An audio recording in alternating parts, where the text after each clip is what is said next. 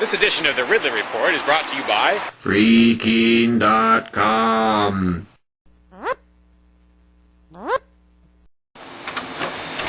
Decades overdue, it's finally starting. Some semblance of a property tax revolt in New Hampshire. By declaring his controversial home a parsonage or church or something like that, keen radio host Ian Freeman has probably triggered the 3-year countdown to having the home taken. Now, when I say home, there are really different words that I could use for this spot. I could call it the Keene Activity Center, which is sort of part of the, duplex that makes up Ian's property. That place is even more controversial than Ian's house. Although, I'm really not sure what all the definitions are here and what all the geographic significance of each part of the property is. And I'm not sure if the Keene Activity Center is part of that, if it's just Ian's house. But anyway, the important thing is there's a property there that's basically going into revolt status. Now, if I understand correctly, this situation is different from what's developing in Grafton,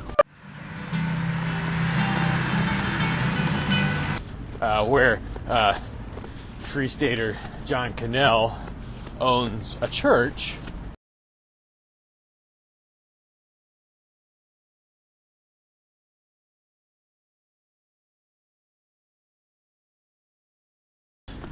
which is in fact a church building and is open to the public for worship services and so forth to a large extent.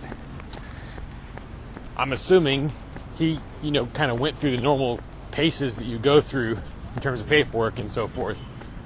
I'm not really referring to that as an attempted revolt. Who is the guy in the hat? The man right there stole my phone. What Ian and company are doing, I got the impression from listening to Free Talk Live that they're not even going through the motions of trying to get government approval to be a church or be treated as a church.